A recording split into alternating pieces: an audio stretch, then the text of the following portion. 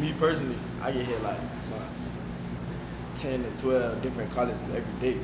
So it's like, your phone, they send you good morning texts, how your day been, like what you getting into on the weekend, stuff like that. So it's like, I compare it to like a female, like coaches, like how they text you so much and stuff like that, like trying to sell your dreams, stuff like that, get you to the school. So it's crazy. You say you compare it to a female? Yeah. A relationship, like, you know.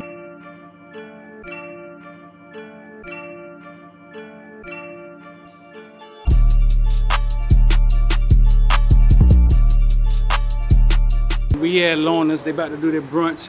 But Caneville show we got for you today, we got Big Earl, legend Big Earl Little, and then we got Little Earl Little, one of the top DBs in the nation, Footballville top cornerback in the nation at least. And then we got Simon Williams on here, played with a great Ely team, Tyrone Moss, University of Miami, made it on the team with the Kansas City. We got all that going on for you today, man. So y'all stay locked in with us, man. Go see what we got going on now.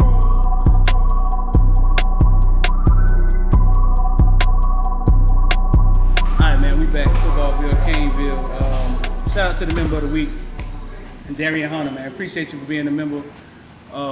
Make sure you make it over to the community section. That's where all the new videos drop. That's where you get to see them early with all the information at. We're sitting here with me, my man X, and both Earl Little. You know what I'm saying? Both Earl Little. We got junior and senior here, former University of Miami NFL player. And then we got highly recruited American Heritage Earl Little. What's going on, man?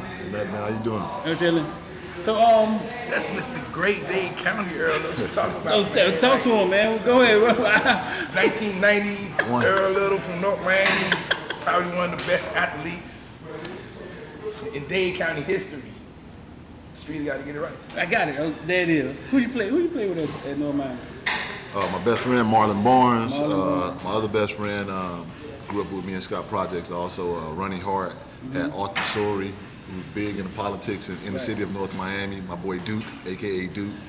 John Brownie, who's also an All-American on that defense with us, and he played 13 years in the NFL. Lorenzo Major.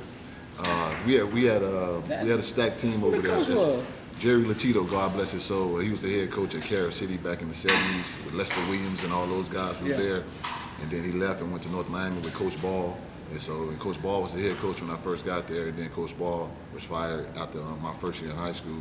And Coach Latito, he was second man in charge. He took over. So he was a great dude. Had Norman Bentley, who was my defensive back coach. So we had How y'all end up at North Miami? How that happen? I grew up in Liberty City, in Scott Projects, home team side. You know, you had the dogs, you had home team. So I'm from home team side, old projects and the new projects. And then my grandfather also owned a couple duplexes right across the street from Lily C. Evans Elementary School. Right. So that's where I grew up. And then you know, also we lived inside the old projects on the home team side. Like I said, you had the old and the new. And but anyways, we lived on the north side of the railroad track on 22nd and 75th. So you got the railroad track. Yeah. So that was the divider from us from going to Northwestern. Because my parents went to Northwestern Senior High School, and that's where I wanted to go as a kid. All our parents went to Northwestern. Yeah. Because you know, people don't realize Miami-Dade County is the third largest school district in the United States of America, and also Liberty City is the biggest inner city in the state of Florida. Right. And a lot of us live and grew up right each other. We probably don't even know it because some of us will the age difference. But long story short, they bust us on my side. Where I grew up, they bused us from Lily C. Evans Elementary School. We went to Thomas Jefferson, TJ, aka TJ. We went to TJ for junior high school because you know I didn't go to high school for 9th grade. So junior high school, which is 7th, 8th, 9th grade. And then from there we went to North Miami, and that's how. And they did that to integrate the schools from through all the segregation in the 60s and the 70s. So in the late 60s and early 70s, that's when they say, okay, so these kids gonna go, and if you lived on the Canyon side, so aka the Dogs, you went to North Miami Junior High School, and then, because we all went to the same elementary school, and then from North Miami Junior High, we all came back together in high school, and then you lived in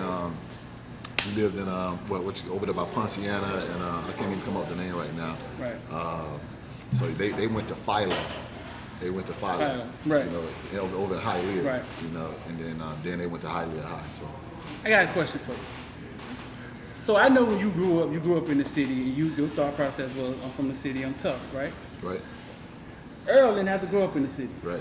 Got a better life for him, right? Right, definitely. What's your thought process on that now? Because some people still think of that and they think toughness comes from poverty or you know what I'm saying? And right. so what's your thought process on that? The first time I really experienced that when I got into high school football coaching down here, because when I retired in 06, after playing 9 years in the league. I knew I wanted to get into high school coaching and I wanted to give back. Right. And when I got into it, but it was years afterwards. When I was getting ready to go down to be the head coach at Miami Jackson Senior High School, and word got back to me that somebody said, "Oh, he live in Davie. What do you know about these kids from Liberty City?" Right. Right. People don't know my history. People just think that whatever. Right. So my point is, and I had to tell my brother this. My brother and we got into a little dispute. But I don't want to get into that, but I mentioned to him that this cat right here, he didn't grow up where we grew up. No. He's growing up in a nice neighborhood, have his parents, and going to a really good, prestigious private school. You got to instill that into your kids. Yeah. Because I never forced this game on him. Right. This is what he wanted to do. I wanted him to find that love for the game. And you just got to raise them, and you got to raise them right. You got to let them know right from wrong. The typical, sound cliche, but the typical things that a parent's supposed to say, supposed to teach them. Right. But you got that dog in you. You got that dog, and I seen it from day one. I'm talking about from the time he was 6 years old when he first put on the pads. Right. So I saw it. Yeah.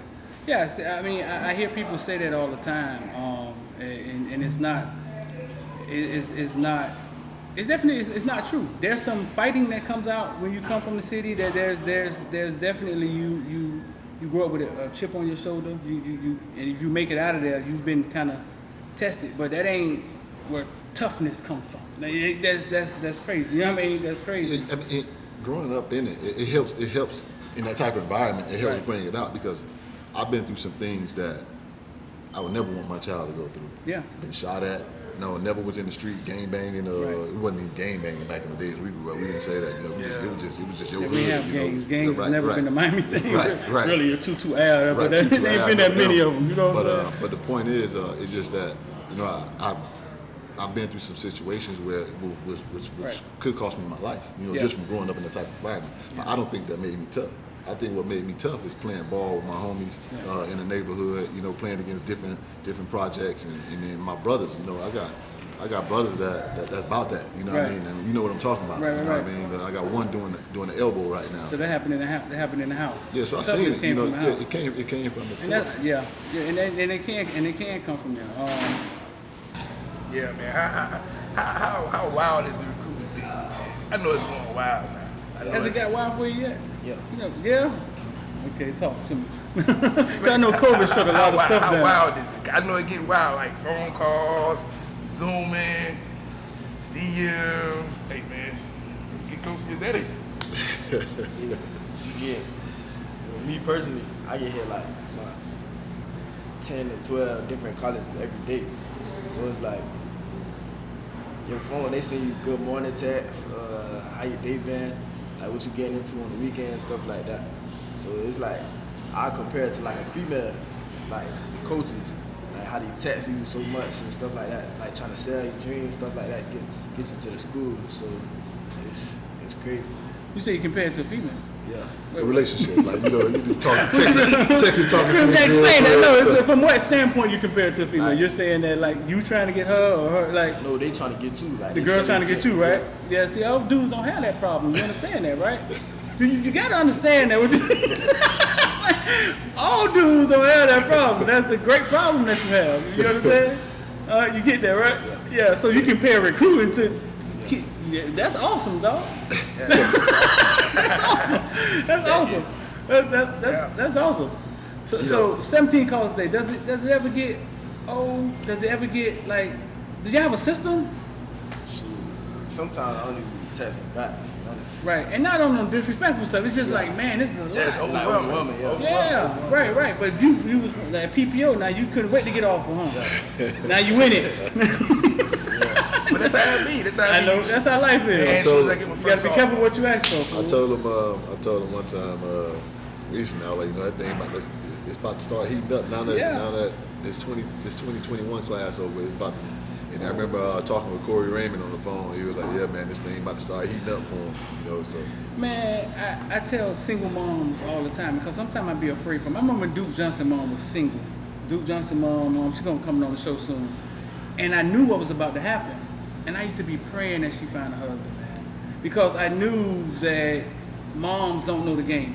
And it was gonna be a bunch of dudes coming in there. And she got married, right? Before the recruiting started, she got married and that kind of like helped her out. But I just, cause moms probably gonna want to answer every text. They don't understand the game. You know what I'm saying? And you have him. You know what I'm saying? He got you there to kind of guide him through it.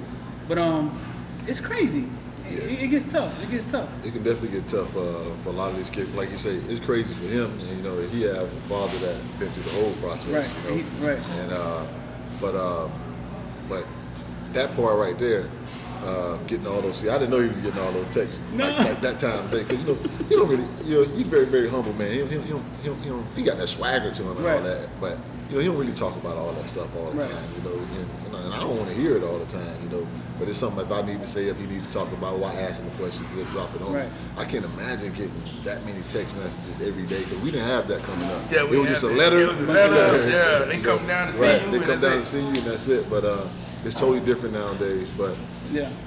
At the same time, the parents, and especially the mothers, they need to reach out and find, and sometimes some high school coaches aren't in the best interest of that kid. Some of these high school coaches, some of them think they're gonna pretty much eat off some of these student athletes, meaning like they're gonna get a job if this kid go to. Man, it don't work like that. I've been in those coaches' office on the NCAA level. It don't work like that. A coach gonna 99.9% of the time, he gonna get somebody who's been through that grind like him, and also somebody that he knows, because this is his job, this is his livelihood. This is how he got to feed his family, whatever. So he, just getting no kid because you ghosting, I'm gonna hire you, because that. I just think sometimes, not saying that's all high school coaches, of course. No, I've seen it. No, it does happen. So I've seen it. I've seen coaches that benefit from kids. I've seen coaches. Know a few. Mama trusts the coach, and the coach just doing whatever with the kid. You know what I'm saying? No, it happens. It does happen. It's a dog-eat-dog world, but it goes back to the whole system. I mean, not paying coaches, and then it all comes around when it comes to public schools and things of that nature. But we ain't gonna get into that. It get kind of ugly. Yeah. I had an analogy, but I was like, nah, I was just thinking about it. So, nah. That can get kind of ugly. All right, man. The show is called Footballville, Caneville, so I got to ask you a couple questions about the Hurricane, obviously. Mike Runt was the cornerback coach. He's not the quarterback coach no more. Now come DVD, T-Rob comes the secondary coach. Right. How do you feel about T-Rob and DVD? They cool, they young. So cool. DVD played up. So DVD been talking to me though, like He been talking to you. You know he got one of the fastest 40 times in the NFL. Yeah. I know he tell you that all the time, don't he? So that player a big key. T-Rod, he was recruiting me when he was at South Carolina too. Yeah. So they been talking to me, and that's good. So you got a good relationship with them. Yeah.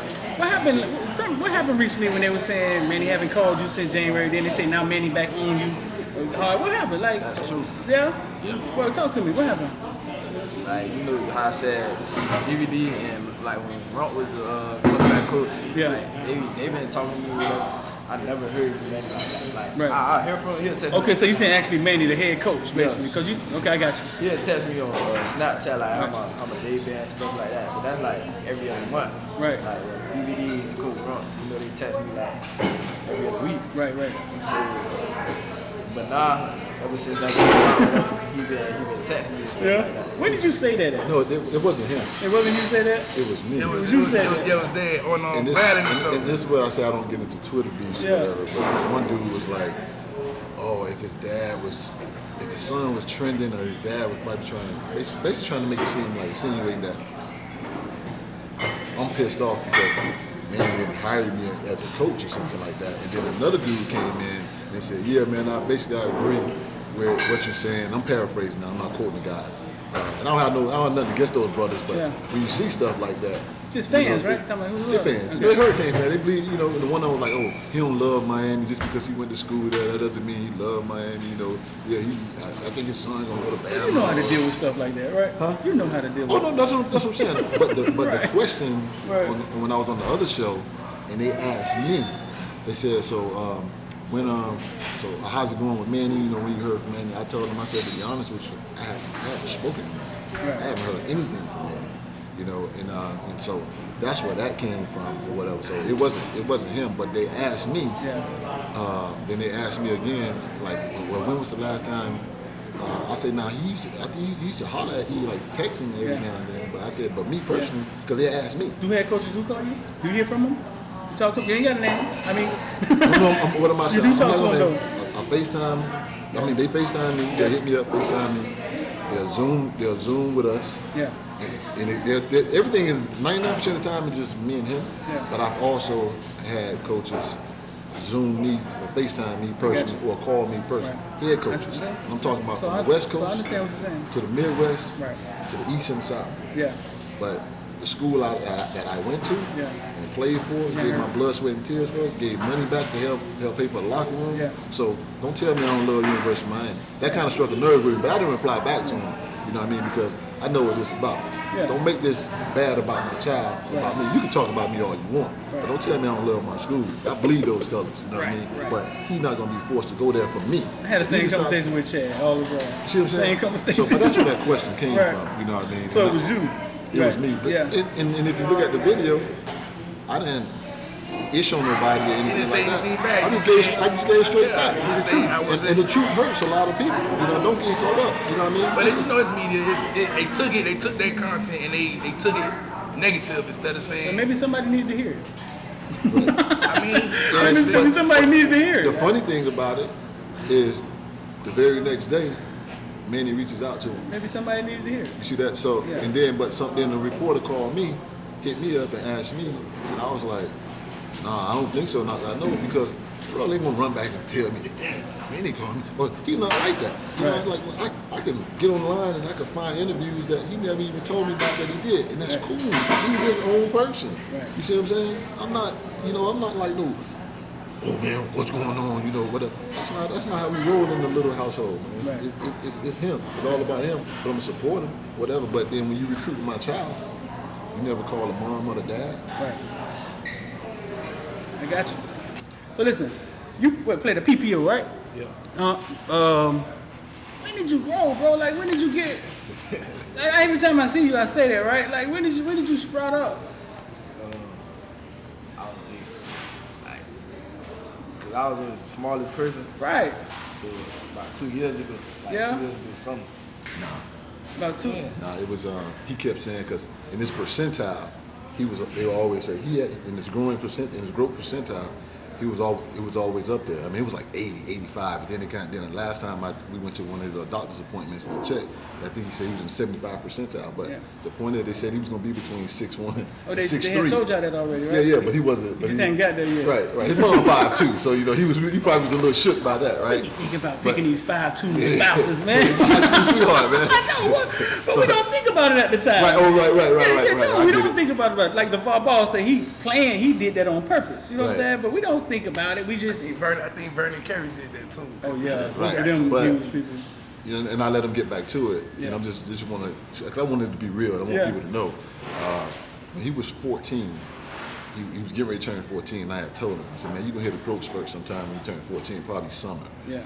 And for our birthdays, right, he's born 6 days after me. So, so our birthday was coming up right around this month or whatever. And so I said, what you want to do for your birthday? He said he wanted to go on a cruise. I was like, man, we can't go on a cruise. You got school, whatever. Meaning, if we were going on a cruise, we're going to do like a 7-day cruise, So long story short, I told him, I said, all right, let's go to New York. We'll go to New York. I'm a huge fight fan. I love mixed martial arts. I love boxing, thanks to my grandfather.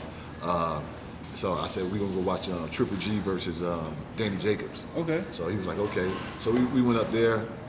You know, the reason why I'm bringing this part up, took a pic. We went to Fat Joe. We went to Fat Joe. He had a shoe store, clothing store in New York. So we went over there. You know, he burned my credit card up, my American Express card. Right? So, but anyway, we took a picture, and we took a picture. You know, I'm 6'1", so I'm up here. Yeah. You know, he's down here. So in November, he grew 6 inches in that year. Yeah. Yeah. So he grew 6 inches that year. I know it happened. It happened abruptly because I just saw him when he was injured. And I was like, wait, he injured, but they don't look like Earl Little. I mean, you said that. Yeah. I was like, man, he had done sprouted up. You was praying, you was hoping that he. I knew it was gonna happen. You knew it was gonna happen? Because I told him, I never thought one bit that he wasn't gonna be tall because of what the doctors had already told us. Yeah. And then you could look at, he got long arms. Right. You know, which is great for a defensive back. Right. Randy Shannon came out there after his freshman year. He was watching a practice or something, and he had Earl to stand next to him. He said, "Put your arm out." So that was his measuring test. Yeah. You know, and he was like, "Oh yeah." He would be a defensive back that I would actually want because part of his measurements. Yeah. You know, Nick Saban. I'm sorry, not Nick Saban. Bill Belichick. Bill Belichick. He wanted all his cornerbacks to have like 32-inch arms. Right. I heard him talk about that before. So it matters. Right. Mm-hmm. So you played at PPO with who? Cause some of them PPO teams, you start naming the kids now. Epic. Who you had on your team? I had Zayden McBurns, Vincent Davis, Vic Valletta. Yeah. Lawrence Vic Valletta Seymour. was the quarterback? Yeah. Big Baby Lawrence Seymour. Yeah. Who else? And that's just some off the top of my head. That's all D1 players. Yo, them PPO teams, ooh, listen, the roster on them PPO team was crazy then. And then it's even more crazy than the next year. That team left because, you know, we had played Snoop team and we beat them for the national championship. Right. But Snoop team was unlimited. You know, we wasn't fully unlimited. Right. It was just like the O-line, the defensive line, and the O-line guys could be unlimited. The Right. skill guys couldn't be like that. Right. But we still beat Snoop team. So the next year, That's when y'all Chris took embarrassed them everybody. out there, right? Yeah, we went to Fort Lauderdale Hurricanes. You can't just to go get past that. What was the score y'all beat Snoop? 62 zip. 62 zip. Wow. Yeah, I was there that night. That was Now, that team had a lot more time on. that team was Amari Daniels. Yeah, that team was probably one of the most Jacoby talented Spells. youth football teams we ever saw. You can't even name them all. It was everybody. But I want a lot of respect for Snoop that night. And I don't know if he did it for the cameras. When he came Snoop. out there. That's Snoop. Yeah. That's Snoop. 70, 60 to zip. He came out there in the middle of the field and he told the truth. Yeah. He basically like, this is one of the best teams I ever saw. Like, hats off to y'all. And he just spoke to the kids, you know what I'm saying? Yeah. But he was winning in that moment. He was shooting that TV, he was shooting that Netflix show. But So he was still winning in the moment. Yeah. I don't want to make it like I know him like that. But when we see each other, we know each other, you know, because he still remember when Earl, when they came down here and played Luke team in Dolphin Stadium. Long time ago back. He took a picture with Earl, and he remember for the simple fact that my teammate, Dennis Northcutt, that played with me in Cleveland, he's from Compton. Right. You know, his whole family, they Crips, you know, and Snoop asked Dino, we call Dennis Northcutt Dino, hey man, ask E Little to give me, even though I'm a Steelers fan, ask E Little to give me one of his jerseys or whatever. So I gave one of my jerseys to Snoop. Yeah. And I remember when I saw him, he was like, yeah, I got it. And so that kind of like, so we see each other. You know who I am. No, listen, I want a lot of respect for him. Even because I was on the sideline. Even in the losing, he was over there joking with the kids. Like it wasn't. He didn't take it. He didn't take it how I thought some dudes from Cali, who you thought they would be like. He didn't take it like that. You know, he didn't take it like that. He's a good dude. So so you go on to American Heritage. Tell me this. First of all, let's get this out of the way because we always. Who your favorite rapper?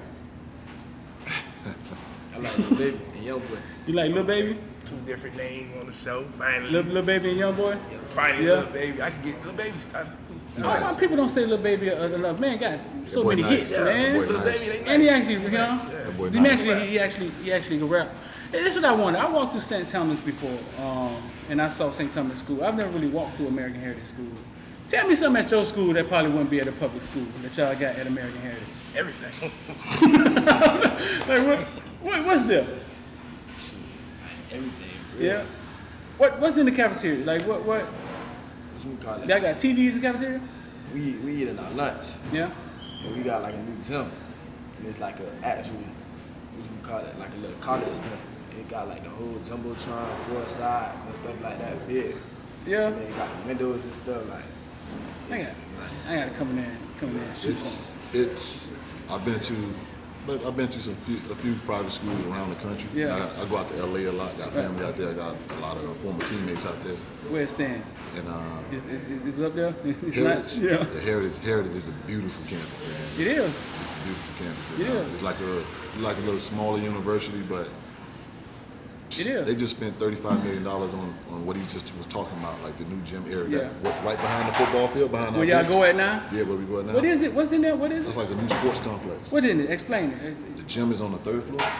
Nah, the gym. The battle, the real, like where they play basketball is on the 1st floor, and the top is like right. two of the basketball courts, like on the top. Got 2 I basketball never on the been in roof. there. I haven't been in The there basketball yet. courts on the roof. The main gym floor is on the floor, and on the 1st floor. And you got the weight room that's sick. Oh, so y'all ain't in that other weight room? No, no. The one y'all be in for the game start. You know, then the coaching staff, we got our own section. The Oh, locker we room, gotta go over there. Locker T. room is dope. See, we you gotta know. go. I didn't know what that room was when they was going back there. I didn't know what was The in there. AD on the 1st floor, you know, Miss Cam, Miss Stern, Yeah. you know, all the business stuff is on the 1st floor. So it's real, man. Yeah? It's real. Yeah, we gotta go check that out, T. We gotta come out there and shoot something. Number one private school academically in the country. Yeah? So, yeah. Heritage? Yeah. Nah, that's congratulations. And also on that, Max Heritage. Max Prep voted Heritage. I think now it's 2021. I would say within like a 5-year span, maybe 5 or 6 year span, Max Prep which we earned to be the number one athletic school in the country. Yeah. Twice. Yeah? Says a lot. That's what's up. In the school, one thing I like about Mr. Laurie, the guy who owns school, and Heritage is not a religious, you know, a lot of private schools be religious private schools, like Christian or Catholic, you know, Mr. Laurie, it's not like that. I never knew that. He loves, Yeah, one thing about, of course academics come first, like his memo is top academically, but Mr. Laurie loves sports. That's why you see all those banners out there. Right. He loves sports, because most people, And it's a big deal. It's a big deal. That's yeah, because we've seen what happened at other private schools around. Right. Sometimes they get good, and then the football team not Or there. just, And then they get good again. just in general with academics, you know, most people in principals or deans or whatever you want to call them, yeah, sports is okay, but they're not really into sports. Right. You know, it just maybe it was and not throwing shots at nobody. Maybe it was like the nerdy guy that didn't like sports. Or some people just don't like athletes. You know what I mean? Right. Which is crazy to me. Right. You know, it's just that they just have a talent and they work extremely hard and they do more than the normal student population. Right. You know, but anyways, Mr. Laurie, he loved sports, not just football, all sports. Yeah. That's a great thing about No, that school. that's good to have support from the upper. Because like I say, it could be the total opposite. Yeah. So listen, Earl, your dad, like you just said, the great Earl Little, played in the league. Is there any pressure because your dad played in the NFL? You ever feel any pressure like you got to live up to? Nah. Can't be no pressure because you say the team played with PPO, a bunch of D1 players on that team. Right. He leaves PPO, go to Heritage, a bunch of D1 players on that team. So it's not no pressure. He's been with pressure all, like I'm playing with the same type of talent throughout his career. Right. Junior year, probably one of the top cornerbacks in the nation. Yeah. Footballville, top #1 cornerback in the nation. That's the only one that matter, right? Yeah, that's the only one that matter. Footballville, #1 cornerback in the nation. Coming up to his senior year, it's a lot of camps going on around the country right now, 7-on-7s. He's not playing in, and he don't have to because his talent. You don't know play 7-on-7? I played 7-on like for 2 years. 2 years Yeah. ago. And y'all just decided not to do it this year? Nah, You think it's, I'm sorry, go ahead. no, go ahead. What's the reason y'all name? Well, for one, he had an injury earlier in the year Right. that he missed 4 games from, and then overcompensating that, he kind of tweaked his hammy going into the playoffs. So he didn't play in the first game because we didn't need it. Yeah. We didn't need him for that game, pretty much, and so we was getting ready to play Northwestern and the bigger dogs, after that game. So we held him out of that one. You know, and then all year, you know, I was taking him. He was getting treatment. Coach Mr. Milan Frank, our trainer, did a great job with him. And I also was taking him to do chirotherapy. You know, you got to sit in that cold tank for like 3 minutes. 3 minutes. So we were doing that like once, twice a week. It be cold? What? Yeah. Like negative. You ever get used to it? You get used to it eventually? It's good. It's good for the body, man. So I was doing. Our first person I saw do that was years ago. Was Floyd Mayweather. Yeah. You know, so I was taking them to do that every. I think once. I know we do it at least twice a week. At least twice a week. We was doing it every week. You know, even when he came back, we just kept it going. Right. So. Just wanted him. He's also a track guy, so he ran track all across the nation. He's a 7-time USAU track All-American. Yeah. What did he run? He ran Miami Northwest Express. He ran 8, 4. He won 8. Okay, 8, 4. 4x1. The long jump. Finished 5th in the nation twice in the hurdles. Finished 3rd in the nation in the long jump. Finished 6th in the 100 one year. And you know, the 800 was his main race. But when he first started running track, I told my boy Reggie Hope, who also went to North Miami. You know, this family, the Hope family, run Miami Northwest Express. They run that since the 70s. You know, I was like, man, don't put him in the 100. I know he's fast and quick and all that. I wanted him to run either the 4 or the 8, and he put him in the 8, which was great for me because I knew what it was going to build in him. Yeah. That toughness and that dog. So when you're running that type of race, you may not like it, but when things get tough on that football field, the same thing. What's the name? You think about those practices. You think about stuff like that. Track So bring out the toughness. That's part of it as well. So, but you know, I know I went off a little bit. I forgot what else you had asked. We were talking about 707. We were talking about 707. I just want him to get healthy, be 100% going into this year. That's right. So, right. So he's not even running track this year. No. So it's just main thing, just focusing on his body, getting him right. You know, so he can be 100%. You know, because football is his sport. You know, so that's the reason why. But the 707 stuff, you know, I don't knock it. You know, I think it's good because when I was doing it in high school, we just did it amongst our team. You know, I like to get on the bus from the projects, go out to North Miami, you get up, you meet up with the team, and you do it. Now it's a big tournament thing, which is I think it's a good thing as well. Right. But I just think that a lot of cats. It's different too. Yeah, a lot it's of cats. It's not what you do in practice. Right. Yeah. Exactly. So. No, it's not. It's not what you do in practice. Sometimes you get formations out there that aren't football.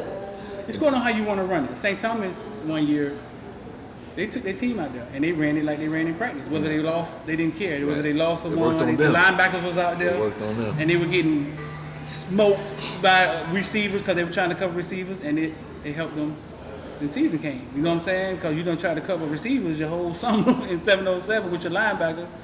And I think they did it to help them. They ran it like you were running in practice. That's good. Yeah, but I didn't know that, but that's yeah. They went out there and it was their real defense, and then they just ran it like that.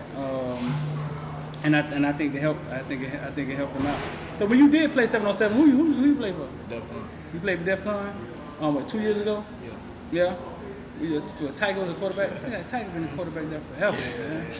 Tiger legend already. Yeah. So listen, speaking of Tiger, so this year Northwestern comes in. They've came up the American Heritage a few times. This year they come in and they got Khalil and they got Romello and they got Tiger and the offense they full of talent. You know what I'm saying?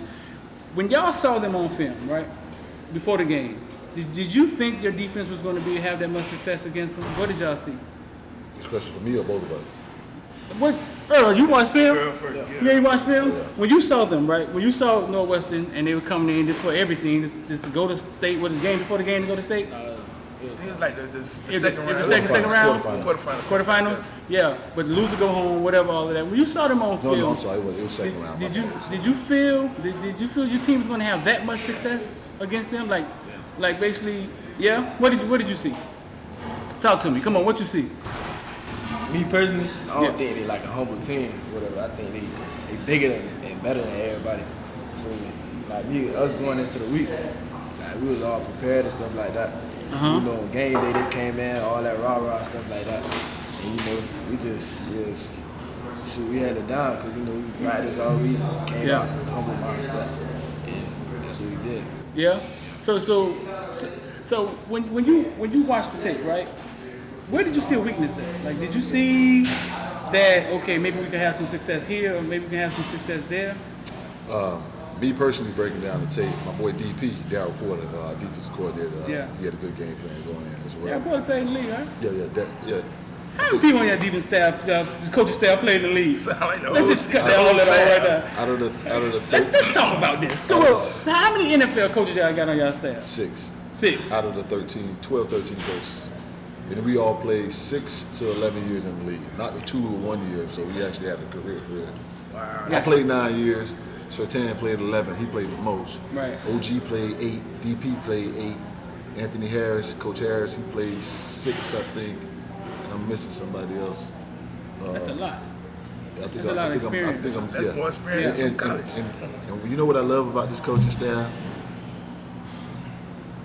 You know, we may have a little disagreement here and there with everybody, but from being on this staff, besides my brothers who I coach with at Jackson, those are my, like, Jamilio and Kiadas and Kevin, those are my guys. And my boy, damn, I can't go up, I can't come up with it right now. You're gonna kill me right now. But anyway, but the whole point is we like this, bro. I see it. I see there's it when no I be ego. out there. There's no ego tripping. You know, sometimes like jokes getting thrown like X's and around. O's thing. You know, but overall, man, I'm talking about we got a great staff. And Pat, you know, for anybody who don't know Pat Santana, man, like Pat is a solid brother, man. I'm talking about just good people, really care about the kids. He said he'll come. You know, we're gonna bring him on the show. He's A1. All the guys are. Yeah. OG funny as all know. Hilarious. DP funny as all out. OG, who tell me who you talking about when you say OG? Who you talking about? He been funny. He's hilarious, man. It's great, man. I got my boy Coach Kev that coached with me at Jackson. He's our D-line coach. I told Pat, I said, man, he's solid brother. You know, everything is about the kids. So back to so y'all broke down the film and y'all saw what Northwestern coming in here and you saw y'all can have success with. I saw a person like, you know, I don't know, we might have to play them again, you know, whatever, but my point is I don't want to give up too much. Yeah. But when I see them, they don't have people that's gonna match them, talent for talent. Yeah. And I think like Earl said, he don't think they're a humble team. Right. So they're gonna come in with the rah and try to intimidate you.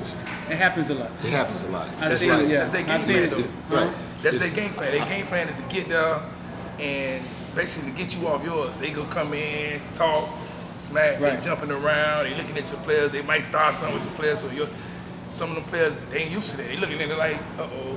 Like when they played against Palmetto, they came out there rah. Palmetto wasn't used to that. You know what I'm saying? But Palmetto got talent too, but they wasn't used to us. They look at, you know, their eyes get big. Like, you know, as a player, you know, once your eyes get bigger, you I got him. You know what I'm saying? But Palmetto came out, they smacked him in the mouth, and nice ball game. Right. So part of that happened when I coached them. When we beat them at Jackson. When I was at Jackson, it was my first year. We beat them 44, like 12 is the most points ever put on them in the Super Bowl. They came off. They was rocking the bus. Like really, before they got off, like the big cheese bus they was on. Y'all was the favorite. They were the favorite. They were the favorite. They were the favorite. And they got off the bus and they came on the field and they came running on the field like not in a line but like spread out. You know all that hopping and jumping. Came out sideline. And I remember sitting on the bench like these shorties are really like tripping. Good thing our kids didn't held back and no blows or whatever. That's a rivalry game. Who they had? You remember? Who they had on their team? Tutu was the starting quarterback. He was a freshman that year. Okay. I remember Tutu. I can't remember the other guy. Okay, so this time when Tutu was there. He was a freshman. Oh, okay. So this was they recently. Squad, though. Yeah. This was recently. But anyways, man, we blew them out. But it's that same time, you know. And but once the kids are prepared mentally, or whatever, man, they wanted that get back anyway. So we had to run it again anyway because the year before, last year. you know. But me personally, watching tape on them. No guys get up in their face and pressing them, like that. And everybody play them off? A lot of people play them off. Yeah. They're afraid of talent. Even when I watched the Central game, that's why I was like, I don't know what Central was thinking. You can go back and watch the tape. At some point, the cornerbacks were like 12 yards off. Right. Like what are y'all doing? You know, like you have talent. That's what I'm tripping. You got the talent. You got the talent. So it matches. You scheme them up and play ball. So, but we knew we was getting into it. But you have to be able to get pressure though, right? You can't be. Yeah, they had that big beast, Marvin Jones. Yeah, Marvin. You got to be able to get pressure on the ball. Marvin. We had Benzo. We got Richard. you know, who also a dog. You know, you got the linebackers. You know, so we bringing that heat. You know, no matter who we're playing, we bring it. And they had the big game guy, number 20, just running around the field. The big game guy. That kid right there, man. He's like real. you say, man, he running. Man, when I got there real early. Cause I see, I'm gonna get there because I know they be tripping with media letting them in. So I got there. I remember early. he was at the gate. Yeah. I walked by when he was getting ready to come in. So I'm in there and I'm like, okay, the Westerner got out here. The Westerner came on the field, man. So I'm like, okay, I'm looking for Heritage. Heritage is finna run on the field. And all of a sudden, I just see James just run out on the field. He ran like a sprint. And then sprinted back. And I was like, what that was about? But then it was a psychiatric thing for them because he looking at them like, yeah, boy, we here. Yeah. And then next, you know, now you see Heritage come out, and I said, "Oh, this should be a game." Yeah. I knew it was gonna be a real. Yeah. Yeah, I knew it was gonna be a real. So I knew they was gonna win that ball game. Even sitting in the locker room. And you said you knew y'all was gonna win? I knew we was gonna win. Yeah. This me not being braggadocious or whatever. But okay, let's set the stage. That's weird you say that because. If somebody had to ask me a bet, I would have bet it on Northwestern because what I saw that year. Right. Y'all was struggling at quarterback. Vincent was playing quarterback. He had a rough year this year, dog. Right. I was there tonight that y'all beat the team from Jacksonville, and then they get 3 first downs, and then they end up James muffed the punt. They end up kicking the field goal to beat y'all. Y'all had a rough year this year. At that point, you saying y'all had got to the point where you felt you could see it then. The team had done came together. I knew we were gonna win because you know those guys on the offensive side of the ball, we had to play to our strength. Yeah. You know, and our strength was, you know, like you said, we finally got our quarterback back, right. Blake, because Blake broke his collarbone like second game of the season. So we got Blake back, but you still had to use your weapons. So we put V3 at quarterback to run a wildcat, you know, and then. You know, Blake came in and hit him up for a couple runs or whatever. You know, a little dink and dunk. So Vincent did play quarterback in that game, son?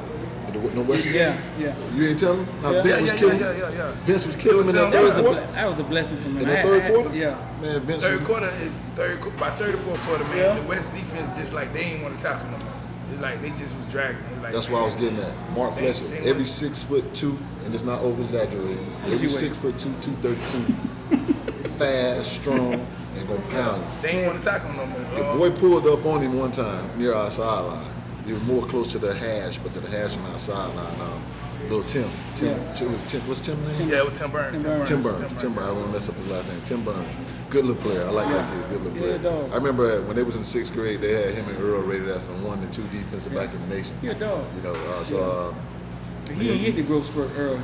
He did. No, he didn't hit it, but he a dog though. But man, he pulled up. And somebody kind of like him and Fletch hit, and he brought it. Yeah. But he went. And he's a bigger man. He's I know. But my point is, I know what you're saying. But he felt that. You could see that. Cause I felt that. Because Fletch run downhill. Fletch don't run. Ain't no hip work in this game.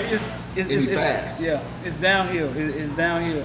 Yeah. And he runs like he's 6'2", 232. It ain't nothing pretty about it. They don't want to tackle that boy. No. And guess what? High school teams got to see him in 2021 and in 2022. I know. They're going to start talking about my him. boys from LA hit me up in the group text. I'm in the group text with my partners out in LA. They watched the game we played St. Thomas on ESPN. They were like, man, number 4 only in the 10th grade. Yeah. I'm like, it's coming slowly, but soon he's going to be the talk of the nation. Right? It's coming slowly. Talk now. Yeah, it's coming slowly, but I've always known him. I saw him following the PlayStation. Great kid. I've already seen him, yeah. I've always knew he was there. Great kid. I always knew he was there. Great mom. Yeah. You got something? Yeah, so they offering you, the way me and you talked earlier, you were saying about you play outside, inside, safety, slot. What schools, what they're primarily offering you? All 3. All 3? Yeah. Well, just get on the field. Yeah. That's one thing I always talked to him about, man, growing up. You know, he did everything. You know, even before he went to PPO, he was a dog before he went there. It's all about you're valuable. Mm-hmm. You can play more. You have more opportunity. We heard that. Say that louder to parents. This is the second time we done heard that up here, right? Kids, because they don't understand the value of being a player. Yeah. So they just feel like I play this position and I got to. For you parents out there, if your kid, give them the opportunity to let them play different positions, and especially being in the secondary.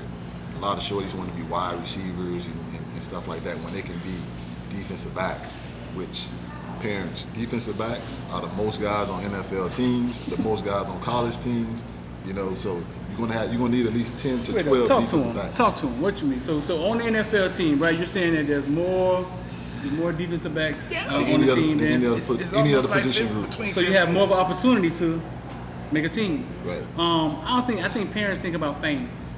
They think about youth football fame, and they don't think long term. Like you've been down the road. You know what I'm saying? You coming back telling Earl. Yeah, they think about fame. So he an awesome running back. Yeah. He can play wide receiver, slide, punt return, kick return.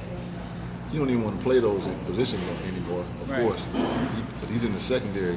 You know, he can play. He play at the star, which is the nickel. Put him on the outside on the island.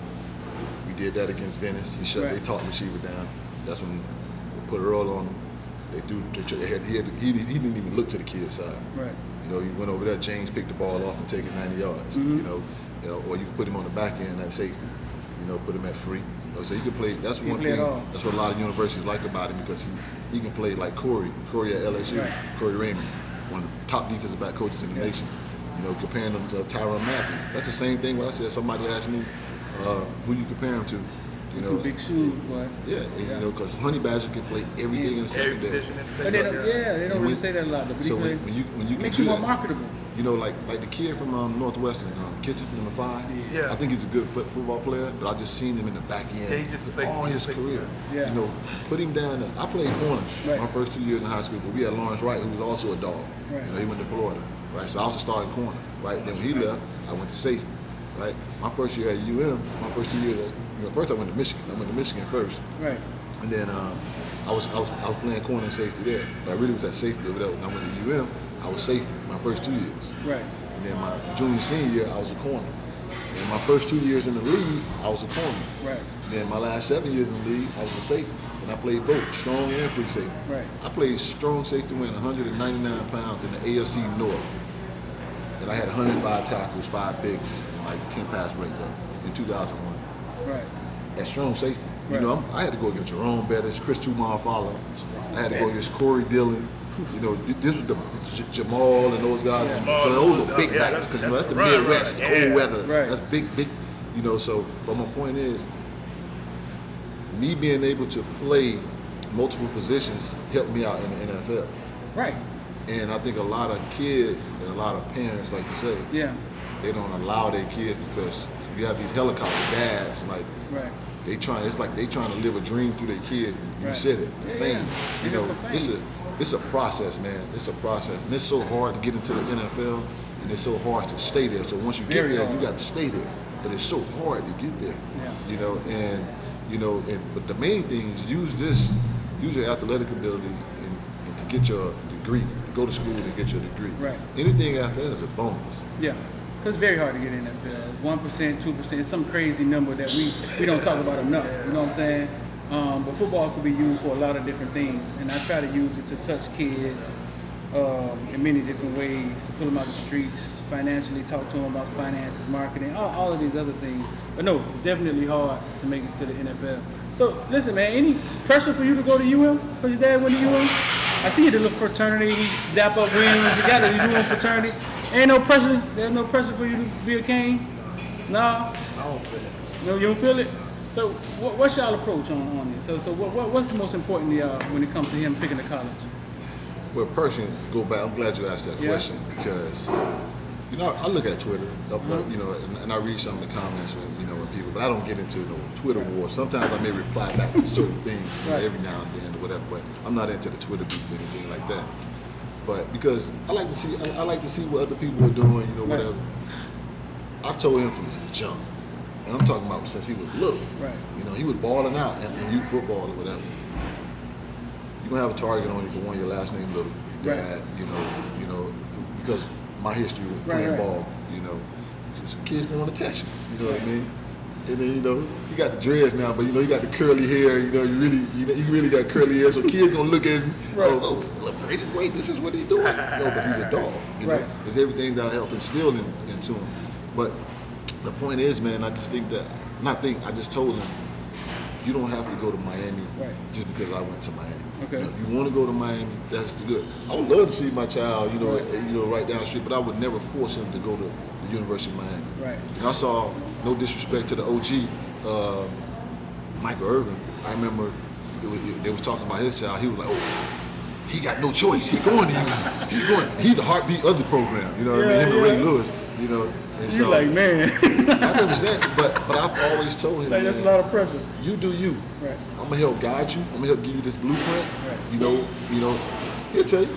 We don't even really talk ball that much. Yeah. You know, I don't even really want to talk to him about the recruiting stuff that much because I don't want him to feel like he's getting some heat from my support team, my mom or my pops. Right. You know, I don't want him to feel like that. This is his time to shine. And you ever hear him say enjoy the process, that's what I tell him. Man, enjoy this. Because the next time you will have this type of leverage, if you make it to the NFL and you're going to get that second contract when you become an unrestricted free agent, so now I can pick and choose where I want to go play. Leverage. So you got that word leverage. You know what I mean? I talk to kids about that all the time. So me telling my son to go to Miami, and all that, no, we'll sit down and we'll do after he does visits and everything, you go through the pros and cons, and whatever best fits for him, that's it. That's his decision you gotta make. I don't care where he go. He's gonna get the support from his mom and dad no matter what. Yeah. If it's Miami, if it's Florida, it's USC, it's Oregon, Alabama, LSU, Auburn, wherever wherever it is. I can't stand Florida State I can't stand Florida State in UF. I'm talking about as a player and as a fan growing up down here. But you're gonna have to put on what? But when they call me, and they call us and we do a Zoom with them. Yeah. Florida State head coach hit me up last week Friday. We did him in person. We did a FaceTime. I spoke to him on the phone before, but we did a FaceTime for 30 minutes. You think I'm gonna shoot them down? No, because this is about him. This is about him. Right. Like if you go to one of those schools, I'm not wearing their jerseys. I'll be in the stands with a UM Little jersey on. I was just about to say that. I say, how far you gonna take it? You know what I'm saying? It's his life. You gonna be in the stand with UM jersey over here, man. It's his life. He played for Florida State. I'm talking that trash now, but it's all about my child, man. I'm supporting no matter what. But it's all fun and games, man. But at the same time, it's his time to shine. But I only can imagine your whole family like UM fans. Like I can only imagine they watched you. You know what I'm saying? Yeah, whole family. Most fan. of them, yeah, most of them. The reason why I look up and think because I know part of in NFL. When my mom a Steelers fan, my dad a Colts fan. Gotcha. I got one of my brothers he's a Steelers fan. Everybody else, my other brother's a Dolphin fan. I grew up a Cowboys fan, and then when I saw the Browns lose to Denver in that playoff game, I was like, man, I want to play for Cleveland. I felt bad for him. Then they came up with the dog pound. Felt bad for him. Hanford Dixon, Frank Minifield, Eric Turner when he came there. I was like, ooh, that all-white uniform. And it was a blessing that I played 6 of my 9 years in Cleveland. But all my family Hurricane fans. All the Hurricane fans. So I'm sure the pressure ain't really got to come from you. I mean, but there's no pressure at all. Yeah. No pressure. We don't play that, man. No. No pressure, man. No, everybody's happy for wherever he chooses. Gotcha. Hey, so how do you feel about this? The way the NCAA doing this, the dead period, because they extended it again. May 31st. It's now in May 31st, which is crazy. A lot of y'all want to take visits. How you feel as a recruit, as a player about it? Because I know that's just, come on, man, we want to visit, right? Yeah, I feel the same way about us not taking visits, because everybody want to go see the school, like see what you're getting into in the next 3 to 4 years. So that play a big role in the recruiting process. So what's next for y'all? Y'all, what we doing right now? Y'all training? Y'all taking some time off? I'm training right now. How often you train? How hard you work? What you call it? Like we started our strength program 3 weeks ago back at the school with our strength coach. So some of the guys on the track, some of the wrestling. Yeah. So whatever remainder left, we out there training with a strength coach. Yeah. What about your own time? You work out on your own time a lot? Sometimes. Yeah. I don't like to put stress on my body because I learned that. Right. Over the years, because I used to work out every day during the summer and stuff like that. I learned that from my coach. Yeah. You learned that, Jim. Yeah. So they said all that stress fracture that I had on my hamstring, I was due to working out every day and stuff like that. Right. So you had to back off a little bit. Yeah, I don't like putting that pressure on my body no more. So I just work out during the week in my school. To get the proper rest because I didn't speak on it earlier about the injury that he had. I was telling people it was a hamstring at the beginning of the season, you know, because he actually had a stress fracture. Right. Like this is pelvis, right? Like, just think about this is his pelvis, so the camera can see it, and this is the femur, the big bone, and it was a stress fracture right here. It was near where the hamstring attached. Right. And so we thought it was a hamstring. So he was working out, and like during the summer, you know, going hard, and then it wasn't getting better. Right. So Milan, our trainer, you know, and I was thinking about it too. And Milan's like, hey, man, I think we should get him an MRI and some X-rays. Yeah. Like, perfect, cool. So we went and did that, got the X-rays at UM Health, and they took care of us too, man. Great doctor, Dr. Henry, great doctor. And, right. And so he, long story short, come to figure it out, man, he had a stress fracture. And he had a stress fracture in the pelvis, and it was leading down to his femur. You know, you don't want to mess with that. That's the biggest bone in the body. You know what I mean? You don't want to mess with that. So I was like, dang, you know, so it was scary because it could have, and that could have been, you know, you don't know. So blessing to God that didn't happen. We caught it in time, or whatever. So that's why he was out those 4 weeks, not doing anything. You know, then I think 2 weeks later after that, halfway through, he started doing pool work and stuff like that. So Milan got it right, man. And one thing I told him when he first got to high school, I said, learn DP playbook when he was a freshman. Right now. You know, because he wanted to play safety. Yeah. Safety. You know, he wanted to play safety. I was like, nah, you always can go on the back end. You know, play the corner, nickel, whatever. So he mastered that, whatever. And another thing I told him, I said, don't run away from Coach Mike, our strength and conditioning coach, one of the best strength and conditioning coaches. He's also our running back coach, one of the best strength and conditioning coach on his level. Yeah. And I said, that's your best friend. Don't ever run away from that work. Because me personally, I didn't like to work out. Meaning, I didn't like to lift weights a lot. I did it, but I didn't have that love for it. Right. He got that love for it, you know. And because I knew if I could have did more of that, even though I played 9 years in the league, I could have been better, you know, or whatever, you know. So, but that's the strength and conditioning coach are your best friends. Yeah. You know, they may be some meatheads sometimes. You go out some wilds on the college and the NFL level. Coach Mike he more chill or whatever, but he get after those kids, man. He does a great job. But yeah, that's what he had, man. He had a stress fracture, man. It was scary, bro. When y'all made the state this year, did y'all feel like they was outmanned? Did y'all feel like Ricketts? Yeah. Like when you looked at film, you looked at Ricketts' film. Did you see them give y'all a test? The team they played in state? Yeah. What? Man, I don't even think they should have played. Like, they should have called the West again. Man, come on, That's what I'm saying. Did you think they could? Yeah. Did you think they should be on the same field with y'all? I'm trying to say it in a like. My boy Corey Fuller that played with me. We played together in Cleveland. We went to Florida State. Right. He went to Ricketts. He also was the head coach at one point. I remember speaking with him. You know, he called me talking trash or whatever. But watching them on tape, I knew it. I knew they wasn't on level. Now, the football down here is so much better across the state, you know, and across the nation. We just don't have the bigger boys. The big boys. For the interior guys, like a lot of guys around the country. But the skill position, we got that. But I knew they couldn't match us. So the state championship game pretty much was the Northwestern game and the Tampa Jesuit. They was a little tougher than what we thought. But once we went in the locker room, tweaked some things up, you know, put him on number 2, it was a wrap. Yeah, I noticed that about y'all coaching staff. Y'all coach and scheme a lot different from a lot of other high schools, especially I'm gonna say Dade County. I don't think I've seen one Dade County team scheme like that. Like scheme. Yeah, right. They always like, okay, we got the better talent. You know what I'm saying? Yeah, it's like in your face. It's in your face. We come in. That's what I'm saying. When you watch Northwestern tape and you watch Central tape, because they kind of mirror each other. Because Patty, my UM brother, exactly. He was at the West, and it's kind of mirror each other. We're gonna put a 50 front in front of you. We're gonna lock everybody up. We're gonna put my safety 15, 20 yards deep almost. And then we just gonna get out. But that's the way Cameron Kitchens explained. He said, man, we basically gonna put Tim on one. Tim gonna go in their best corner, and I'm gonna be over the top, and that's it. Like you ain't gonna beat us nowhere else. Tim gonna get the best wide receiver. Because we're gonna put pressure, and if we don't get the pressure, you throw the ball back, I'm gonna get it. And that's the way he explained it. Then when you have a Mark Fletcher. See, that's what you got a big 6'2". Is he gonna keep growing? Yeah, that's shorty big, man. He can't keep. That shorty big. Yeah, I remember one time doing spring practice. Obviously, it wasn't last year because of COVID. He had an ankle injury, right, last season? The 2019 season, the year we lost to the West in the playoff. That's what it was. And we kept him out a game or two, something like that.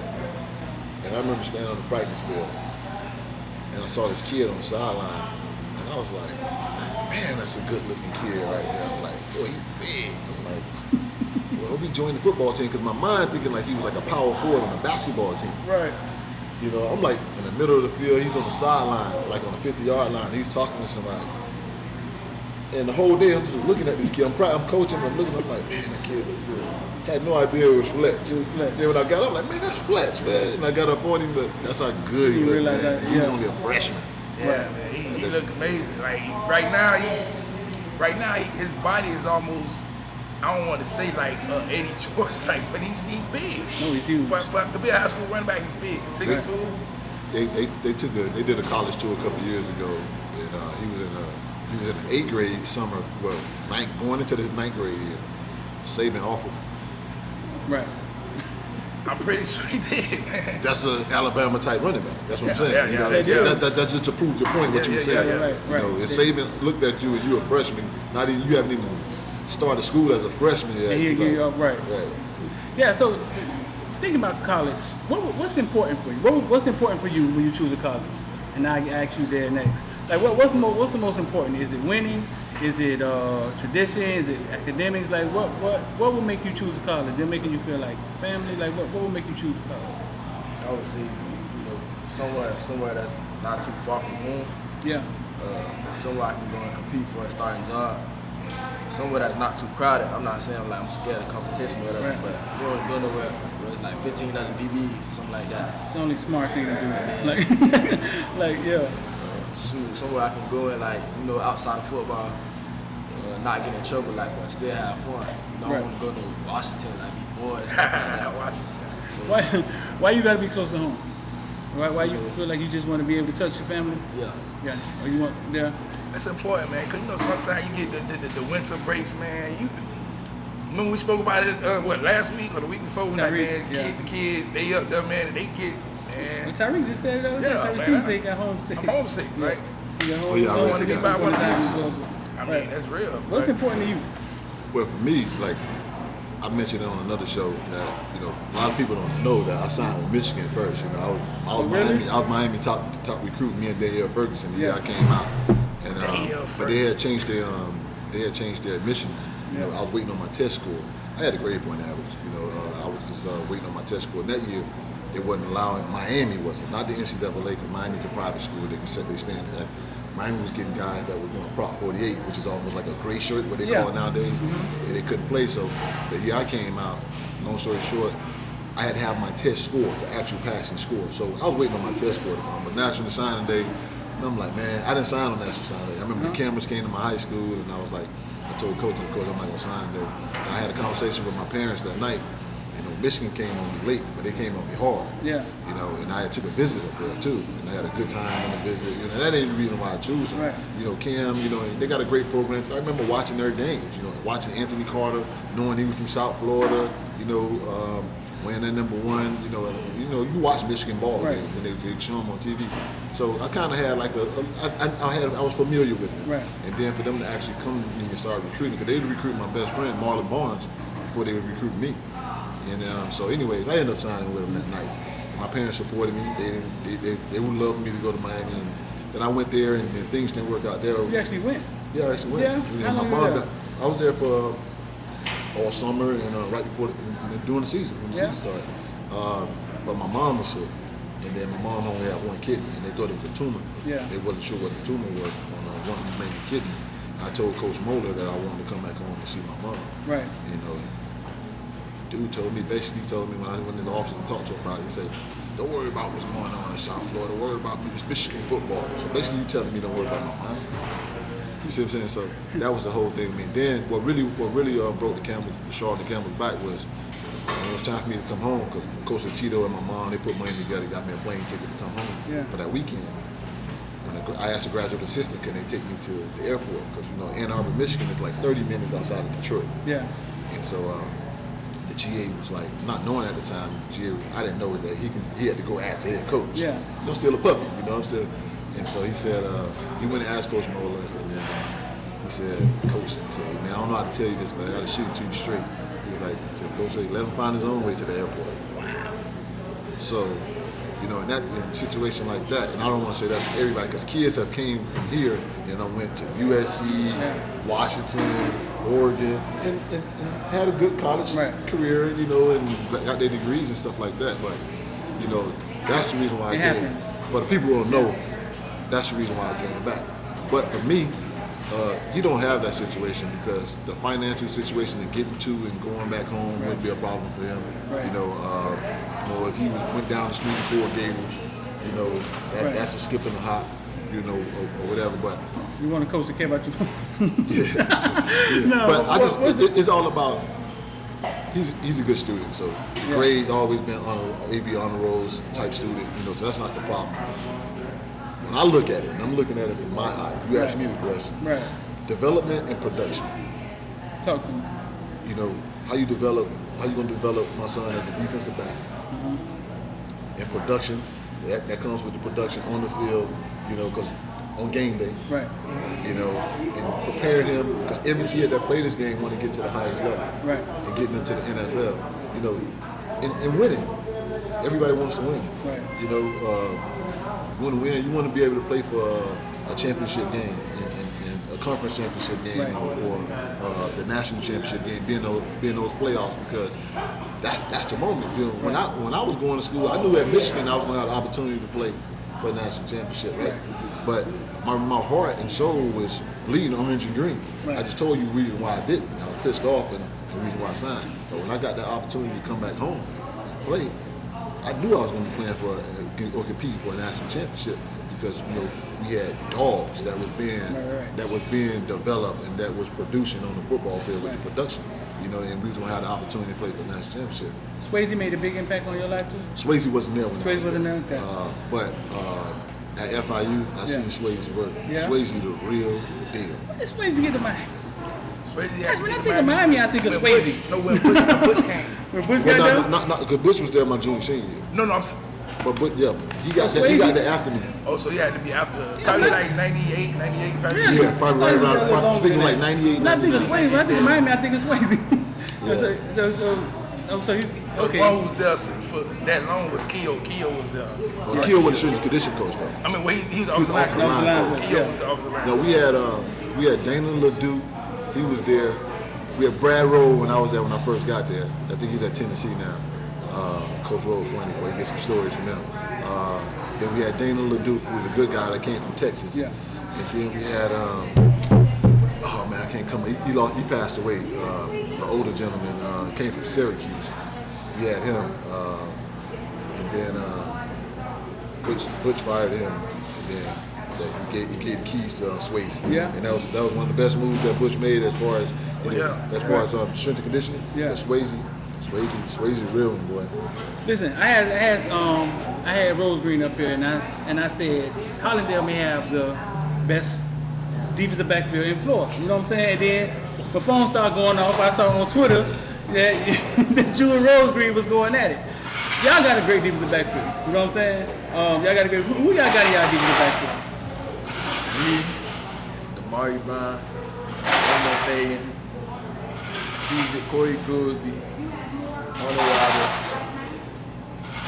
That's about it right now. You like your DBs over Hollandale? Y'all play this year, don't y'all? Yeah. Yeah, when y'all play, yeah.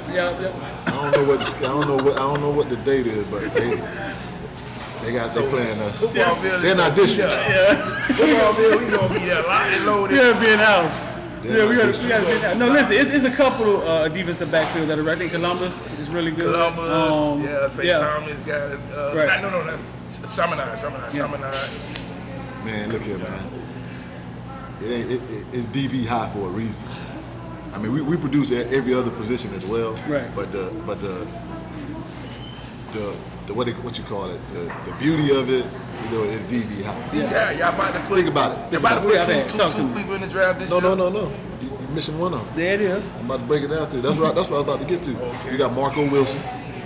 About to put Foki with the draft the show. He's gonna be a top pick, not first, second, but he might go in the second because that boy he gonna test. Yeah. He gonna run that 40. He gonna vert. You know, that boy's a freak athlete. Man, I forgot People about don't know him. that about Marco. Yeah. So you got Marco, you got Tyson, and then you got PS2. That's 3. That's about to go within the first 3 rounds. Yeah. This draft. Right. You know, and the school has been producing. You know, there's a reason why they call it BBI. Yeah. You know, but So I saw you going back and forth with Rose Green. What was you saying? that wasn't me. That was him. That was you. Okay, that was you. Okay, I thought that was you. No, that was him. Yeah. What were you saying? I was like, cause he kept posting them boys, like you know they love pictures in the weight room and stuff. Somebody sitting there laughing like, Right. man, funny. And then it was kind of, he said something. He was like, no, it was a picture of y'all. I think it was out here. Yeah. And then Oh yeah. The picture yeah, that it was like, oh yeah, we got the best BB crew on the nation, whatever, something like that. And I put laughing emojis and stuff like that. And then I guess he ain't believe me or whatever, so he just started going on and on about his players and stuff, like posting their pictures, like. That's what he do. Oh yeah. I kept seeing after every comment he posted a different player with the shirt off. I'm like, it's a big boy. Now one thing I say, these some big boys. They some big boys. They some big boys, cause before that it was rumors going on. Oh man, he fabricating about the size and how big and it. And they But really then, are. They really are. like I say, They really we did Jalen Marshall, and I knew he was big, and I ain't seen the rest of them. But then when I seen the rest of them, I'm like, big for real. What's tall? Not Rose. How tall? What's his name? The big feet. The biggest one, he's 6'5", and Rose is 6'4". Yeah. And then Marshall like 6'3.5". So what game y'all play? Y'all playing with? Y'all don't know the date? I don't know what They all on the schedule. They know they're not this year. We playing. And they come to y'all go to them? It don't matter. Yeah. wait a minute. You said it don't matter. They could be on the blacktop basketball court. It don't matter? They gonna have to get it in. We gonna have to get it in. But they gonna have to see it. It's a playoff game. It's a playoff game, meaning district game. Right. And they loading up over there. Like They loading up. Good for them, you know what I mean? I can't knock their hustle. I like you said, I like what the old boy doing. He's promoting his kids or whatever. But at the same time, you know, you can be big all you want. And then it's I want to see them hips. I want to see that footwork. Right. You know, like It's good I for watch tape. competition. Yeah. I watch tape on those kids. Yeah. Talk to me. You watch tape and what? You said you know how to break down tape. You said you broke down tape at UM, right? When you was working, and so you know how to watch tape and break down film. Right, for you parents and for you players and for you high school coaches, I'm gonna tell you what I learned from Butch Davis at FIU. When I first got there, I had to break down, I had to do evaluations. Right. Butch Davis used the same type of format that him and Jimmy Johnson used when they were evaluating players for the Dallas Cowboys. So everybody looks good on the highlight tape. Yeah. Right? Right. Everybody looks good on the highlight tape. So I want to see a 3 game films, full game films, right? Obviously I can't get that because I don't have, but what I can do, I can go, not being a college coach, but now what I can do on a huddle, I can look at, I want to evaluate Earl, right? But I'm going to look at Jacoby Spells. Right. I'm going to pull up his huddle. And Earl's guarding game. No. Earl on the other end. On the team. On the team. Gotcha. Same team. Same So team. I want to check him out. I'm going to pull up his teammate tape. And watch Earl. So you can see off the true that him. tape. See the true him when that ball is not coming to you. I'm looking at your footwork. I'm looking at your hips. I'm looking at your change of direction, how fast you are, you know, how quick you are, how you using your hands. Right. Are you playing, all right, I know what coverage they're playing, all right, they ain't really mixing it up too much on the high school level. You know, we do a lot at Heritage, but, you know, that's what I look at when I evaluate tape. What can you get from a highlight tape? Can you get anything from what can you get? You can get what? A player at his best. This is him at his best. Talk about as coaching or as when you evaluate. Right. This is him at his best. Like I want to see a kid when the ball is up in the air. I want to see him attack the ball. Yeah. All right. I want to see if he's waiting on it to come down, or I want to see if he's going trying to get at the highest point as a defensive back. Right. Little things like that. Or in hand press coverage, you know, how his feet moving while he in press. Are they just sticking there? And, you know, is he using the right hand, near shoulder? You know, or whatever case. That's how me personally looking at tape. You know, and for what I learned from guys like Chuck Pagano and Todd Bowles. Who also coached me in Cleveland, you know, and stuff like that. And you know, that's what I do when I look at tape personally. Because I mean, I think we earned this right to say this. It's not tooting our own horns. When you got guys that played at the highest level, they played for a long, long time at that level, but also knows how to coach. Because just because you played at the highest level doesn't mean you know how to coach. You know, but we have guys on our staff that actually know how to coach and do some of the things that I just talked about. You know, when we're evaluating people. Yeah. Oh, who's the best player you ever played against? I was Vincent Davis. Vincent Davis. Really? Yeah. Hard as a guard? No, that's my little dude, man. It was a blessing he got to get the ball in his hand so much this year, and I told him that. I said, listen, bro, you out of position, but you touch that ball every play, and that's a blessing for you. So Vincent Davis, the best player you ever played. Who's the best player you ever played against? Which level?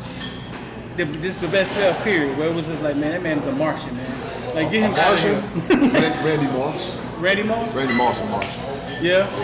Yeah, but we almost I think we took him into overtime. He didn't do nothing against us our second year in the league He was against playing New with Orleans. who? He was with who? The Vikings. He was with the Vikings? He was Moss. Cole Pepper, and they just throwing the ball. No, this was with It wasn't with Cole Pepper? I think Brad Johnson was the quarterback at first, and then the next year I think it was Randy Cunningham. When he really went crazy. Yeah. But Moss was the freak guy. But I also played against Jerry Rice. Yeah. Yeah. My rookie year was '97, man. I came in the league in '97.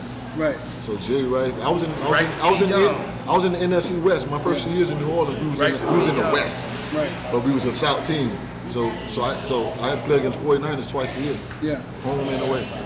So Jerry Rice and Moss. Hey, so But the Martian, Moss. Nobody's like Moss that. how tall? 6'4"? 6'4"? How tall? 6'4", running the 4.240. Got hands, can jump. I first heard about Moss my rookie year. Dude named Melvin that played with him at Marshall. Oh man, he this and he that, he this. And I'm like, man, that dude cannot be that good. At Marshall, I'm telling you, it's the same thing with LeBron James. You know, but the dude was talking about Randy. I was like, man, he can't be like that. And boy, and I watched him that year in Marshall. Woo, boy went crazy. Like Randy Moss, you know. I used to go to the hood, like in Cleveland. I used to go to the hood and get my hair braided. You know, I used to have cornrows. You know, I used to go to the barbershop called Flawless. So it was a barbershop and a beauty salon, like together. Right. You know, and so I remember one year they was talking, oh man, LeBron, he this and he that. And then the barbershop talk. You know what barbershop talk? Yeah. You know, when the barbershop talk, sometimes people over-exaggerate things, right? Right. So I'm like, man, Shorty can't be that cold, man, right? I'm like, man, he like that. Yeah, all-state football player too, but he ain't gonna play football next year.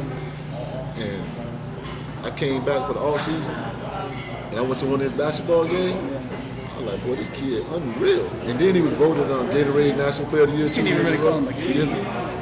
But when I saw him, he didn't look like he didn't look like a kid. He looked bigger, and he wasn't even built the way he is now. And man, and then I went to the senior year. I went to about 4 of his games senior. He couldn't play at his high school. All his games had to be at the Gund Arena, which is quick and long arena now. But he's the other person. When I saw him, because I watched him before the whole world actually really saw him. And like, if you was a basketball head, you knew about him. Right. But I saw him before the whole world. Man, I got a funny story about LeBron going to the ABCD camp out there in California. It's basically for 11th, 12th grades. I'm getting ready to go to the 12th grade. LeBron is going to the 9th or 10th. Mm-hmm. He's not supposed to play in this camp. Right. He comes to the camp, LeBron. They basically finna shut everything down for this guy. Say like, this kid like 6'6", walks in, demands nothing but everybody's attention. I don't know who he is. I'm from Miami. I don't know who this kid is. But when I see him, I'm like, he in the 9th grade. I'm like, oh, man, I'm screwed, boy. I'm like 6'1" and dang, you know. And this camp got Amari Stoudemire, Eddie Curry, Tyson, all type of big names, but they just knew once LeBron walked through that camp, it was basically I saw him on ESPN for the first time in high school. I watched like a quarter, and I was like, I never want to see him play another high school game again. Because whatever he was, I'm sure, I'm like, whatever he was, I'm sure Will Chamberlain was, Shaq was, like, he was something different. You never seen him before? No. And I was like, nah. I don't want to see him play. I holler at him when he get in the NBA. I ain't even watch the game. I'm talking about right now. We never seen nobody like him on basketball. Because I understood basketball, and when I watched him play, I was like, man, this man is smart. Usually a kid is missing something. Right. This man is big. He's smart. He could jump. Like, oh man. He was picked out of that special box. When I talk about Sean Taylor, who's my favorite Miami Hurricane football player. When God created Sean Taylor, man, he picked him out of that special box. A guy to be 6'3", 230, running like that, playing with hips like that. That kid was special. And to deal with everything, like you said, his high school games had to be at the Gund Arena. The fact that he deals with all of that so well. You know what I'm saying? He stays level. He gets his people around him. They move different. People don't all understand. of that's amazing to me. All of it's amazing to me. He didn't go to college. He came straight out of high school. People he had Where did he get it from? He had that question, team, dog. He had that team playing in the NBA Finals in like his 4th, 5th year in the league. Somebody put up a picture last night and they were saying, talking about Michael Jordan, how Michael Jordan took almost 10 years to make it to the championship. And they were just saying, like, why we never talk about these years? Because we always started from when he started winning. They don't want to talk about those years. Yeah. Man. I don't care what nobody say. LeBron is the greatest basketball player I ever seen. Yeah, he's great basketball. I feel I was so seen. Yeah, Jordan won 6 rings, but you want to talk about rings. I know we done went off track a little bit. You want to talk about 6 still rings? on track. Okay. We just talking. You want to talk about This rings? is You want to talk about rings? Talk about Bill Russell with 11. And don't tell me he played against 8 teams. He was in the NBA. He's a Hall of Famer. He got 11 rings, bro. Right. So don't talk about the rings. Let's talk about the skill set. Where did that come from, though? Rings is a team award. It came, and this is my opinion. This is me having these type of conversations. Yeah. It came from when people start seeing the king become a threat to Jordan. Yeah. Jordan is great. I was a Jordan fan. I was root for the Bulls when he was there, and all that. I was watching those games on Sunday afternoon. I saw the battle. I saw him come up. He was that dude. Right. But there's a guy named LeBron James. And sometimes I think it goes with rapping too. It's like we don't want to let go of the guys from the past. Memories. Yeah. My homeboy said we only remember the good things. Yeah, you don't. We'll talk about LeBron the same way 15 years from now. And that's how it might be a shorty is. that's gonna come up. You see what I'm saying? And that's how it is. It's like technology. It gets better. It's an evolution. Yeah. Earl asked me the other day, yesterday I think, about GPS. I was like, man, GPS only for us only been out maybe like 10 years, 15 years. Yeah. Right. Like that. I said, bro, we used to go out of town. Yeah, you have to have a road map. With the map. Or you look at it, or you have to pull. I just was telling them yesterday. Or you had to pull over, go to the gas station and say, hey man, I'm trying to find such a, oh yeah, you got to go 4 lights down, bust a right on Camelback, or whatever. That's how it was. Yeah. Now you put everything in the phone. And now, of course, the military, they had it before we even got it, but it really just the technology. So, I mean, to be honest with you, I'm in the military. We use grids on the map. We grid coordinate things. So when you see them sending something like they sending a strike, like they somewhere and they bunkered in and they send the planes, it came from a map. Yeah, they would look at the grids, be like 38, 45. Right. Yeah. What y'all have, bro, is like, y'all ain't got to think no more, big dog. You know what I'm saying? Y'all don't even have to think anymore. Y'all can say Siri. Everything doing it. Siri. Or Google. Right, yeah. Everything right y'all don't have to think anymore. But y'all dictionaries, encyclopedias. Right. Right. And I'm the one that everything evolved. Don't believe, listen, everything evolved. It went from the radio to the TV so it always going to keep doing the same thing. You know what I'm saying? So it's just getting acclimated to whatever is new. Come on, bro. So listen, tell the people on your Instagram. What's your Instagram? Earl Little Jr. Y'all go follow this man because y'all gonna be breathing down his throat in a couple months. All y'all. What you mean? So go follow him. Tomorrow. That boy funny. What's your Twitter? Earl Little Jr. 1. Earl Little Jr. 1 Twitter and Earl Little Jr. It's you got the senior and then you got the junior. Yeah. They get mixed up a lot. Because some people hit me up. Yeah, they get mixed up a lot. And I be seeing, I be like, no, that's the dad. Like that's like the son. And I'm like one time, he said, hey, y'all help me get 10,000, right? Yeah. And I'm like, looking at my Instagram, I'm seeing all these friend requests on Instagram. I'm like, man, who are these people trying to get at me? Right. And then I'm looking at the people, and I had told them I went to this room, and I was like, hey, man, I said, I think I didn't know he had said it at the time. Yeah. And then I went back and looked at his Twitter, and I was like, that's where this is coming from. Right. So I was like, man, everybody thinking it's me. Yeah. But it's him. Yo, so listen, when it comes to social media, man, leverage, your dad said it earlier. At this point in time, you have a lot of leverage. There's a lot of fans across the nation that if you said, they'll listen. You know what I'm saying? You have a lot of leverage right now. And to build your social media, that's yours. Nobody can take that from you. It's not a game. It's not a game. You know what I'm saying? It's yours. That's going to be your brand. That's going to be who you are. That's going to be the leverage you have. You can build it right now. If I was you, I'd utilize it. If you need some questions, hit me up. I tell you how to do it. But yeah, you have a lot of leverage right now. A lot of people are looking at you, and life may not always be like that. Right. Yeah, it may not always be like that. I appreciate you for asking, just giving that support to help. Right. And at the same time, I got a bigger his cousin. His cousin Lisa Joseph. She's Dwayne Wade's right hand man. Yeah. She's his marketing. I Lisa, know who that is. Okay, yeah. So Lisa worked for CAA, the agency. Yeah. Over there. So it's good to have that professional help. Are you somebody that I would trust? Right. What I'm saying? And also, that family member that's doing it with Chris Paul. It's Dwayne your brand. Wade, It's something that people can't take. Look at the people who last. So look at Chad and all these people who after the league over, Chad done been through whatever. He still can last. He does it through social media because the people are your power. Yeah.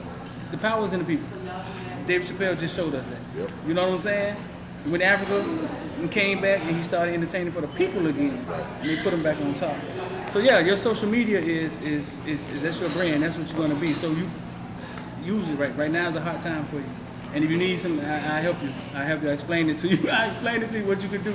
But build it because college football is changing too, and then they're allowing you guys to do things with your brand. The state of Florida doing it right now. DeSantis, that's one of the good things he's done. Passed the license and the naming the license already. But the whole nation of California came up with the idea first. Right.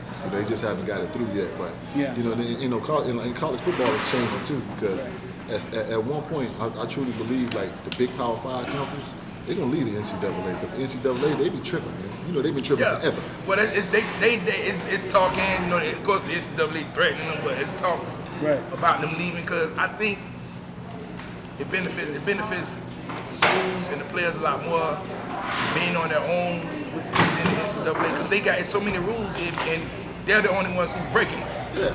So it's like if y'all create these rules, but y'all the only one who break them, then what about us? Right. Go watch. Get a chance. Go watch the. I just watched the documentary of basketball boy came out in '95 out of Cali.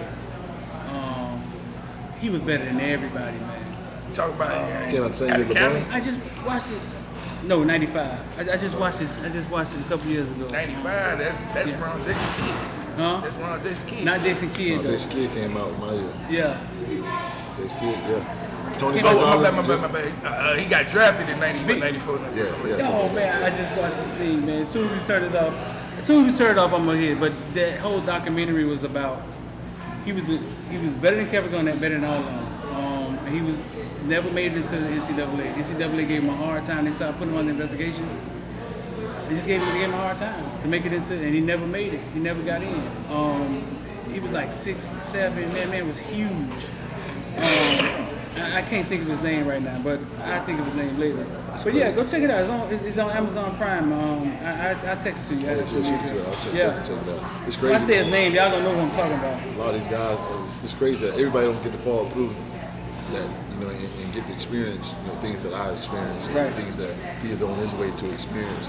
And the sad part about it is, and then sometimes these kids got to take some, and the parents got to take some of that responsibility too, because I just read, somebody sent me an article that was posted from the Weaver twins. Yeah. Right. So, if you don't mind, I'll speak on that briefly. Go talk. Or whatever. I just and I know twins. Good dude. I'm not on Facebook, but anymore. But good dude. And I was like, there's always three sides. There's not crapping on him or anything. I'm just speaking in general, and I just want to use that as an example. There's always three sides to every story. It's mine, yours, and the truth. Now, and my friend who sent it to me, she played basketball at the U. Michelle Murray. She was like she's like a sister to me. It's like she's like a sister to me, right? So Shell sent it to me, whatever. And I'm like, wow. I'm reading it, and I'm not saying Brother Ryan, but for people who don't know Randy's a solid dude. Right. Randy's smart as all know what, right? But Randy's a straightforward dude. It ain't no messing up with Randy. Yeah. And I had told her, I was like, yo, remember James Burgess and Jamie German that got into a little fight or something, and they got suspended, right? And and me, Kenny Holmes, Ray Lewis, whatever. I think JB had missed the first couple games of the season, and we was getting ready to play Florida State, right? And we went to Coach Davis' office to try to talk for JB, and JB didn't ask us to do this. This is something we wanted to have all our guns going into the the rivalry game, right? And Coach Davis basically was like, if it's okay with Randy, I'll think about it. He didn't say he was gonna let him play, but okay, you giving us an int, so there's a possibility. So we went to Randy's office. Before we can even finish what we were saying, Randy was like, nope, now leave my office, y'all go get ready for practice so we can get ready to try to beat Florida State. Simple as that. But we know that's how Randy is. If you run it, Randy was a GA my first year at UA. He was pretty much a linebacker coach, but he was a GA. But we would go out there and run the track and have to run those 200s and those 600s, and if you came out of line and you ain't stay in your lane, you had to do another. He's a disciplinary. Right. And a lot of people don't know, bro. Randy didn't have leverage like a lot of other coaches at UM got. And I just think that maybe it was a lot of pressure on him to sign all those kids from Northwestern. Mm-hmm. Maybe he didn't want all those kids from Northwestern. I'm not saying he didn't. I don't know. I'm just telling you, because this is how you got to think. And I'm just talking about us as a people. When we start to think about things and talk about things, we have to kind of look at it from a bigger picture and a bigger perspective, because then you got sometimes, I think the Weaver twins was they were defensive ends or something like that. Yeah, right? That's cool. Yeah. And then when they got to college, one played linebacker, the other one played safety. Yeah, good brothers. Like they good dudes. Whatever. And I'm not saying what he's saying is false. Like, just talking about your experience with Randy. That's it. Yeah, my experience with Randy, or whatever. And I just hope that it didn't go down like that. And once again, I'm not saying bro line, because he's my Kane brother. You know what I mean? Yeah. And he's a good dude. He was just a post. And then they took it down. But we also need to listen to his post, because he also said you got to be careful when you send your kids to some of these coaches, because someone will chew you up and spit you out. That's real. Right. It happened to me at Michigan. Yeah. Basically, you told me don't worry about. That was his point. Exactly. Yeah, that was his point, right? But people can take it and just go to a different level with that. Right. His point, I knew what his point was. Right. You see what I'm saying? And a lot of things he did say, we're speaking fact and the truth. I mean, these coaches will recruit your son and tell them that you're not. Well, y'all going through the process again. You think, is there a way you could tell? You can send them to your homeboy? Like, is there a way you could tell that the coach gonna take care of your son?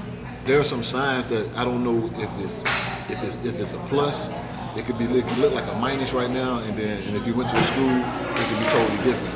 And it could be like, real good right now, then he can go to the school, and then it can be totally different. But I think the kid got to hold some of that responsibility. Mm-hmm. Like him, I won't have to worry about him getting up to go work out, being on time, school work and all that, because this kid got the passion for the game, and he got the mentality to work hard. He coming from a good high school program, great high school program, one of the powerhouse across the nation, and his mom and I, developing him and raising him, so he's good, because that core, that base, that family base, he got that, and then he's also independent, because he might ride or die, he might do, but I also let him do his own thing, as a father. So you feel he's responsible, you're not too much, he don't need nobody to I'm not worried about that, but I just think that it's just the point that the man asked me a question, I just gave him the truth. That's how media works. Right, right. But the media, they take it and they carry it. But the media dudes wasn't the guys, it wasn't tripping, that was A1, that was good. Yeah. Because it just, some of the reaction from some of the people. But 99% of the fans was like, that's great fatherly advice. But you have some people right there that don't see it that way, because they just all in because. Well, all you have to compare it to is other head coaches calling you. I get what you're saying. You know what I'm saying? If I'm getting called across the nation from other head coaches, and that's all I got to compare it to. And then that's when it comes down to the decision making and the pros and cons, and he got to live with that. He got to go to those schools. He got to get up and go run those 110s, and lift those weights and go get in the cold tub when he's sore and banging up. I know what it's like. Right. It's his decision. I'm gonna support him no matter what. You think he can make the right decision? I know he can. Yeah. You think he made the right decision to go to Michigan? Yeah, but the head coach was the problem, because I had a return flight to come back. Yeah. But when you say, and then don't worry about, let him find his own way to the airport. Yeah.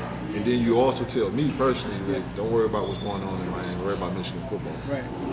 That experience right there, yeah. And then I watched this man when the FBI came and talked to us about steroids and stuff like that during training camp. I watched this man leave out the introducing people and then leave out and let them handle the stage and hold the show to talk to us, but then bust back in the door and interrupt the man without saying, excuse me. I'm sitting there as a kid looking at this like, that's rude. And then you can see it. You're right. Then I had to deal with him personally as far as my situation. I had to return flight to come back. Yeah. But when he said let him find his own way to the airport, okay. So if that's the case, how you gonna treat me? I'm far away from home. How you gonna treat me a year from now, or 6 weeks from now, or whatever? You see what I'm saying? That's what my mom was like. I can't trust you with my child. Yeah. And I got options to go to any other school I wanted to go to. I was the number 2 DB in the nation when I came out of high school. Right. So I had options. Because I asked that question because I see how some of these colleges have campuses that can wow a kid. And can a 17-year-old, 18-year-old kid see through the BS sometimes? You know what I'm saying? And that's why I asked the question. You've been through the process, your son's going through the process again, you're getting to do it again. I've been to Clemson. Man, it look like Disney World of football or something like that. I've never been there. I heard they got some. Now, anything outside the campus look like Mayberry. Right. You don't even think of college back there. But and like I told him, sorry to cut you off. Yeah. But like I told him, 'cause he was like, he said it again today, which is great. You want to have something. You want to be able to have some fun in a way. But I told him when I first read that, it's already said. Like I said, I try not to talk to him about that stuff all the time. Whatever. Very, very. We listen to music when in the car. We don't really say too much. Whatever. But the thing is, I was telling him the other day, about a week or two ago, that once the season over with, you ain't gonna have time to go hang out and do that. It's still gonna be 95% or 90% of the time you're gonna be at that facility. You're gonna be class, it's football, because my point is, they have that great campus and they have everything go for them because you don't want them 17, 18, 19-year-old, 20, 21, 22-year-old kids getting away, going outside the campus. Now they can find that trouble. Right. Not that they're looking for it, but I remember Mr. Hudak, the police chief of Coral Gables. He's still with the coaches on this. He's the coach. He's the cop. He's the UM gear, but he's the cop next to the head coach, walking with Manny and walking with Butch Davis and Erickson and all the guys there. Hudak, he told us, he was like, hey, I never forget, man. He said, when you guys go to school, when you guys go out, man, you guys go down to Coral Gables, you go down to South Beach, to the Grove or whatever, it's gonna be somebody at one of these clubs or wherever you're going to have a good time. There's gonna be some little needle D, he said, dude that's gonna want to pressure you because you're a Miami Hurricane football player and he wants to test you or whatever. Then as soon as you beat him up, he's gonna be crying to the cops and then you're gonna be in the media, whatever. But protect yourself at all times. But at the same time, if you can eliminate some of that stuff, stay away from it. All right, man, we appreciate you, man. Listen, there's a lot more stuff we can talk about, man. You played on some great Miami teams, man. We're going to try to get you back here, man. See what you're doing on those Sundays, all right? No doubt, man. Just all right, man. I'm here. All right, man. That's Caneville. Y'all make sure y'all like, share, and go follow him, man. Tell the people again where they go follow you at, man. Earl Little Jr. on IG. Earl Little Jr. 1 on Twitter. And stop following his daddy, man. His daddy this coach now, man. XMB, man. We out. It's gonna take 3 motherfucking days, and that's